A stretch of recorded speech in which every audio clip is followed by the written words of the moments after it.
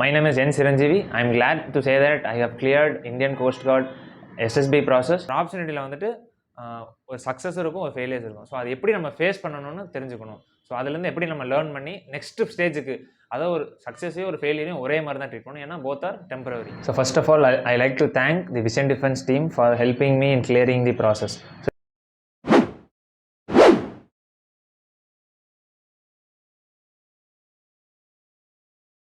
Good morning friends, my name is N. Siranjeevi. I am glad to say that I have cleared Indian Coast Guard SSB process. So here after graduation I have completed BE Mechanical Engineering. So after in the third, அதாவது 3ஆம் வருஷம் படிக்கும் போதே நான் வந்துட்டு என்னென்ன opportunities இருக்குது, அதாவது கிராஜுவேஷனுக்கு அப்புறம் அப்படின்ட்டு டிஃபென்ஸ் ஃபோர்ஸில் சர்ச் பண்ண ஆரம்பித்தேன். Inspect of we are having chances in core fields. So நான் வந்துட்டு டிஃபென்ஸ் ஃபீல்டில் என்னென்ன ஆப்பர்ச்சுனிட்டிஸ் இருக்கும்போது, ஸோ டிஜிசி, எஸ்எஸ்சி டெக், அப்புறம் வந்துட்டு CTS entry, AFCAT entry, so இவ்வளோ ஆப்பர்ச்சுனிட்டிஸ் நான் பார்த்துட்டு இருந்தேன். ஸோ அது கூட சேர்ந்து இந்தியன் கோஸ்ட் கார்டு அப்படின்ற ஒரு opportunities you have as to become as an assistant commandant as a gazetted post. So அதுவும் ஒரு ஆப்பர்ச்சுனிட்டி வந்து இருக்குது. ஸோ அது ரொம்ப பேருக்கு அந்த இந்தியன் கோஸ்ட் கார்டு அப்படிங்கிற ஒரு ஆப்பர்ச்சுனிட்டி வந்து தெரிய மாட்டேங்குது. So when I went for SSB and that for the Indian coast guard, அப்போ வந்துட்டு அதாவது ஃபெமிலியர் ரீஜன்ஸில் இருக்க பசங்க மட்டும் தான் வராங்க. Not overall from the Tamil regions வந்து வரமாட்டேங்கிறாங்க. ஏன்னா அதோட அவேர்னஸ் வந்து இன்னும் ஸ்ப்ரெட் ஆகாமல் இருக்குது. ஸோ இங்கே வந்து நான் என்னோடய எக்ஸ்பீரியன்ஸ் ஷேர் பண்ணி எக்ஸ்பீரியன்ஸ் ஷேர் பண்ணால் இந்த இவ்வளோ ஆப்பர்ச்சுனிட்டிஸ் இருக்குது அப்படின்றது உங்களுக்குலாம் தெரிய வரும்.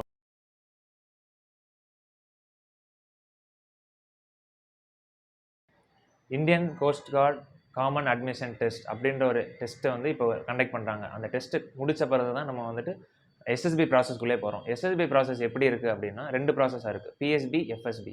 ஸோ எஃப்எஸ்பி முடிச்சோன்னே will be having your respective medicals முடிச்சோன்னே உங்களை ப்ராசஸில் அதாவது அடுத்து வந்து மெரிட் லிஸ்ட். ஸோ இப்போ வந்துட்டு காமன் அட்மிஷன் டெஸ்ட் இருக்குல்ல, ஸோ அந்த டெஸ்ட்டுக்கு வந்துட்டு யாரெல்லாம் அப்ளை பண்ணலாம் அப்படின்னா ஜிடி, அப்புறம் டெக்னிக்கல். ஜிடின்றது ஜென்ரல் டியூட்டி யாரெல்லாம் அப்ளை பண்ணலாம் அப்படின்னா டெக்னிக்கல், அதாவது BE bachelor of engineering degree வாங்கினவங்களும் எம்எஸ்சி டிகிரி வாங்கினவங்களும் they are eligible to apply for the exam. So technical யாரெல்லாம் அப்ளை பண்ண முடியும் அப்படின்னா மெக்கானிக்கலும் எலக்ட்ரிக்கலும் படித்தவங்க மட்டும் தான் அப்ளை பண்ண முடியும் டெக்னிக்கல் ஃபீல்டுக்கு. So exams for general duty வந்துட்டு 100 கொஸ்டின்ஸ் இருக்கும். 100 கொஸ்டின்ஸுமே உங்களுக்கு வந்து ஜென்ரல் ஓரியன்ட், அதாவது இங்கிலீஷ், ஜென்ரல் சயின்ஸ், ஸோ இந்த மாதிரி ஜென்ரல் சப்ஜெக்ட்ஸ் மட்டும் இருக்கும். அதாவது அப்புறம் டெக்னிக்கல் பசங்களுக்கு வந்துட்டு 60 கொஸ்டின்ஸ் வந்து டெக்னிக்கல் ஃபீல்டு, அதாவது ரெஸ்பெக்டிவ் டெக்னிக்கல் ஃபீல்ட்ஸ் வந்து இருக்கும், மெக்கானிக்கல் ஆர் எலக்ட்ரிக்கல். அப்புறம் வந்துட்டு 40 கொஸ்டின்ஸ் வந்து ஜென்ரல் பார்ட்லேருந்து இருக்கும், அதாவது இங்கிலீஷ் இருக்கும், general science and science etcetera. So இந்த எக்ஸாம் நம்ம வந்து ரிட்டன் எழுதி முடிச்சு நம்ம கிளியர் பண்ணிட்டோம் அப்படின்னா next will be selected for PSB அப்படின்னா ப்ரிலிமினரி செலெக்ஷன் போர்டு. அந்த ப்ரிலிமினரி செலெக்ஷன் போர்டில் என்ன பண்ணுவீங்க அப்படின்னா அதில் 2 ப்ராசஸ் இருக்கும். அது ஃபஸ்ட் டே ப்ராசஸ் சொல்லுவாங்க. 2 ப்ராசஸில் வந்துட்டு ஓஆர் அப்புறம் வந்துட்டு பிபிடிடி இருக்கும். ஓஆர் எப்படி இருக்குன்னா will be having only the display way of approach அப்படின்னா புக்லெட்ஸ் தர மாட்டாங்க உங்கள் கையில் புக்லெட்ஸ் தர மாட்டாங்க. உங்களோட ஓஆர் அப்ரோச் வந்து எப்படி இருக்குன்னா ஸ்க்ரீனில் டிஸ்பிளே பண்ணி ஸ்க்ரீனில் வந்துட்டு டைம் பேஸ்டு கொஸ்டின்ஸ் வந்து ரன் பண்ணுவாங்க. ஸோ அது வந்து நம்ம ஒரு கொஸ்டினும் டிஸ்பிளே ஆகி போன பிறகு நம்ம திரும்பி ஃபஸ்ட் கொஸ்டின், செகண்ட் கொஸ்டின்லாம் பண்ண முடியாது. ஸோ இதுதான் அதோட அப்ரோச் ஃபார் ஓஆர் முடிச்ச போகிறோம் அப்படின்னா அப்புறம் வந்துட்டு ஓஆர் தனி ஃபில்ட்ரேஷன் இருக்கும். இப்போ வந்துட்டு ஓஆர் தனி ஃபில்ட்ரேஷன் நடந்த பிறகு அந்த செலக்ட் ஆனவங்க தான் நெக்ஸ்ட்டு பிபிடிடி அட்டன் பண்ணுவாங்க. பிபிடிடிலையும் செகண்ட் ப்ராசஸ் ஆஃப் செலெக்ஷன் இருக்கும். பிபிடிடி முடித்த பிறகு அப்படின்னா ஸோ ஓஆர் வந்து ஃபஸ்ட் ரவுண்டில் செலக்ட் ஆனவங்க வந்துட்டு பிபிடிடின்ற நெக்ஸ்ட் ரவுண்டுக்கு போவீங்க. ஸோ நெக்ஸ்ட் ரவுண்டில் வந்துட்டு செலக்ட் ஆனவங்க வந்து you will have picture perception. அந்த பிக்சர் பர்சீவ் பண்ணிவிட்டு டிஸ்கஷன் டெஸ்ட் இருக்கும் அடுத்து. ஸோ டிஸ்கஷன் டெஸ்ட்டில் வந்துட்டு ஒரு குரூப் வைஸை பிரிச்சுருவாங்க. இருக்கிற மெம்பர்ஸை வந்துட்டு பிரித்த பிறகு உங்களுக்கு டிஸ்கஷன் முடிஞ்சோடனே அப்படியே ஸ்பான்டேனியஸாக they'll tell your results who got selected for the next round. So அது முடித்தோடனே வெரிஃபிகேஷன் ப்ராசஸ் இருக்கும். வெரிஃபிகேஷன் முடிஞ்சோடனே 1 or 2 months you have to wait for the FSB. So இப்போ வந்துட்டு பிஎஸ்பி முடித்த பிறகு பிஎஸ்பி செலக்ட் ஆகிட்டோம் அப்படின்னா you will be going for FSB எங்கே நடக்கும்னா எல்லாத்துக்குமே it will be held in Noida. So நொய்டாவில் வந்துட்டு கோஸ்ட் கார்டு செலெக்ஷன் போர்டு அப்படின்ற ஒரு பிளேஸில் வந்துட்டு you'll be having interview process same as அதாவது சைக்காலஜியும் இன்டர்வியூ வந்துட்டு நார்மல் ஆஸ் அதர் எஸ்எஸ்பிஸ். ஜிடிஓவில் வந்துட்டு எங்களுக்கு வந்து 4 டாஸ்க் இருந்துச்சு.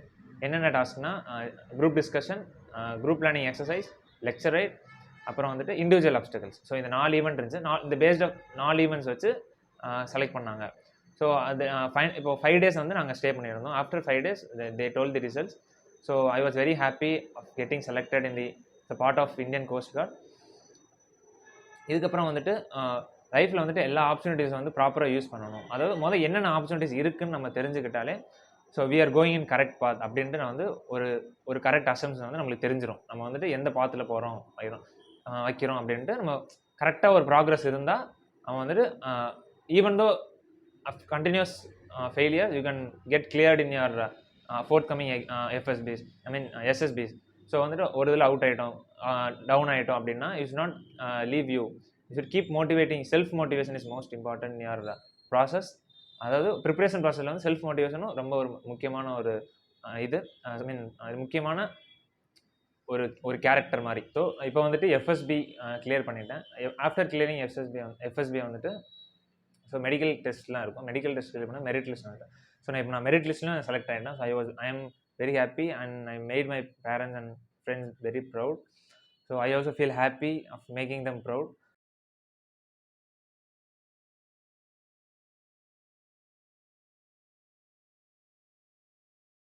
எப்படி ஆப்பர்ச்சுனிட்டிஸ் வந்து ப்ராப்பராக யூஸ் பண்ணணும், அதாவது நீங்கள் வந்து என்னென்ன ஆப்பர்ச்சுனிட்டிஸ்லாம் இருக்குன்னு ஃபில்டர் அவுட் பண்ணிட்டாலே நீங்கள் வந்து எல்லா ஆப்பர்ச்சுனிட்டிஸும் கரெக்டாக யூஸ் பண்ண ஆரம்பிச்சிருவீங்க. ஸோ ஒரு ஆப்பர்ச்சுனிட்டியில் வந்துட்டு ஒரு சக்ஸஸ் இருக்கும், ஒரு ஃபெயிலியர்ஸ் இருக்கும். ஸோ அது எப்படி நம்ம ஃபேஸ் பண்ணணும்னு தெரிஞ்சுக்கணும். ஸோ அதுலேருந்து எப்படி நம்ம லேர்ன் பண்ணி நெக்ஸ்ட் ஸ்டேஜுக்கு, அதாவது ஒரு சக்ஸஸையும் ஒரு ஃபெயிலியரையும் ஒரே மாதிரி தான் ட்ரீட் பண்ணணும். ஏன்னா போத் ஆர் டெம்பரவரி. ஏன் அப்படி சொல்கிறேன்னா, இப்போ நம்ம வந்துட்டு சக்ஸஸ் வந்துச்சுன்னா அடுத்து வந்து நம்ம எல்லாமே சக்ஸஸாக வரும் அப்படின்லாம் கிடையாது. ஸோ ஃபெயிலியர்ஸ் வந்துச்சுன்னா எப்படி ஹேண்டில் பண்ணணும் அப்படின்னா, ஸோ அதுலேருந்து என்ன லேர்ன் பண்ணிங்க மட்டும் அதை எடுத்து நீங்கள் ஃபில்டர் அவுட் பண்ணி நெக்ஸ்ட் ப்ராசஸ்க்கு அது எப்படி சப்போர்ட்டிவாக இருக்கும்னு நம்ம யோசிச்சு பண்ணணும். ஸோ அதனால தான் இப்போ நான் வந்து இப்போ இன்ஸ்பெக்ட் ஆஃப் 8 ரெஸ்பெக்டிவ் அட்டம்ஸ் வந்து ஐ ஹவ் காட் செலக்டட் அப்படின்னா because of my self motivation and parents support and my friends support. நடுவில் வந்து பேரண்ட்ஸ் சப்போர்ட் இல்லாமல் இருந்துச்சு நடுவில். ஸோ அப்பயும் வந்துட்டு I convinced my situation. I told them surely I will be in the uniform service. அது வந்து எனக்கு ஐ கெட் அப்படின்ட்டு ஒரு கான்ஃபிடன்ஸ் அவங்களுக்கு கொடுத்தனால தே given time for me to perform my process. அந்த ப்ராசஸ் அதாவது நீங்களும் உங்கள் பேரண்ட்ஸ் எக்ஸ்பிளைன் பண்ணணும், உங்களோட நீடி என்ன அப்படின்ட்டு எக்ஸ்பிளைன் பண்ணி உங்கள் சிச்சுவேஷன் புரிய வச்சிங்கன்னா they will also support your progress அப்படின்னு ப்ராக்ரஸ். ஸோ இதனால I thank my parents and friends for supporting me towards completing this process and I am happy to join the academy. So நம்மளுக்கு வந்துட்டு opportunities என்னென்ன இருக்குது அப்படின்னு நம்ம filter out பண்ண பிறகு ஸோ அது எப்படி நம்ம ஆப்பர்ச்சுனிட்டிஸ் யூஸ் பண்ணணும் அப்படின்னா ஒரு correct way of structuring and ஒரு கிளாரிட்டி இருக்கணும் உங்கள் ப்ராசஸில். ஒரு ப்ராசஸில் வந்து உங்களுக்கு கிளாரிட்டியும் ஒரு ஸ்ட்ரக்சர்டு வே ஆஃப் லிவிங் சொல்லுவாங்க, அது structured way of doing a process அப்படின்னு இருக்கும். ஸோ அது வந்துட்டு ஒரு ப்ராசஸ் பண்ணால் இது நடக்கும், இது நன்னா நடக்கும் அப்படின்ற ஒரு ஸ்ட்ரக்சர் நீங்கள் வந்து உங்கள் லைஃப் ரொட்டீனில் உருவாக்கிட்டீங்க அப்படின்னா நீங்கள் வந்துட்டு ஈஸியாக கிளியர் பண்ணிடலாம். ஒரு எக்ஸாம் வந்து ஒரு ஸ்ட்ரக்சர் வே ஆஃப் ப்ரொசீடிங்ஸ் இருந்தாலே நம்ம கிளியர் பண்ணிடலாம். உங்களுக்கு வந்து கையில் வந்து நிறைய ஆப்பர்ச்சுனிட்டிஸ் இருக்கும். ஸோ அந்த ஆப்பர்ச்சுனிட்டிஸ் எப்படி ப்ரொசீட் பண்ணணும்னா ஒரு கிளாரிட்டியோட ஒரு ஸ்ட்ரக்சர்டு வே ஆஃப் ப்ராக்ரஸ் இருந்துச்சுன்னா எந்த ஒரு எக்ஸாமினேஷன்ஸோ ஒரு இன்டர்வியூயும் நம்ம ஈஸியாக கிளியர் பண்ணிடலாம். So do well, all the best for your life. You will get succeed in life if you are doing everything in a progress and structured way.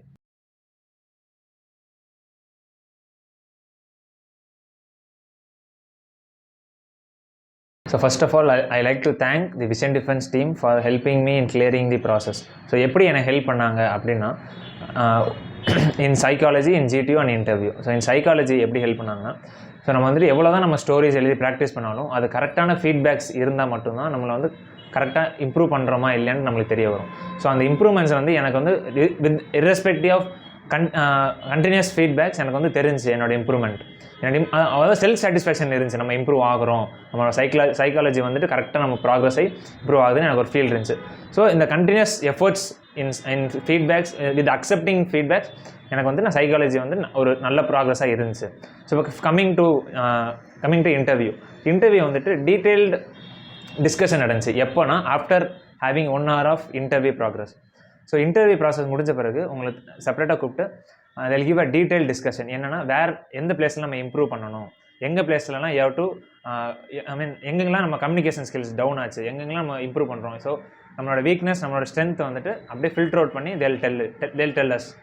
So இது வந்துட்டு ரொம்ப ஹெல்ப்ஃபுல்லாக இருந்துச்சு எனக்கு வந்துட்டு என்னோட அதாவது வீக்னஸ் வந்து நான் they'll tell us to find, அதாவது நம்ம தான் அதை ஃபைண்ட் பண்ணணும்.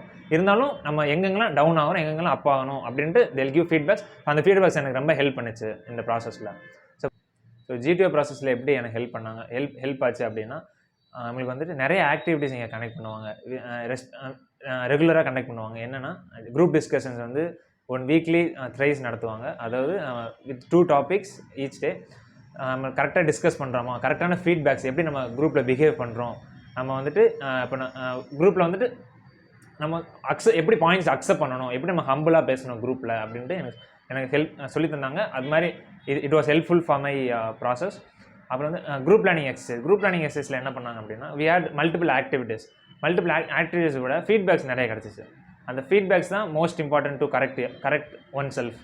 ஸோ அந்த ஃபீட்பேக்ஸ் நம்ம கரெக்டாக கிடச்சிச்சுன்னா நம்ம எங்கெங்கே மிஸ்டேக் பண்ணுறோம் அப்படின்ட்டு ஈஸியாக கரெக்ட் பண்ணிடலாம். So this how they help me in GTO. And coming to the next, I thank the Vision Defense team, especially Jayamurgan sir and Leo sir, for helping me in this to clear this process. Thank you, Jai Hind.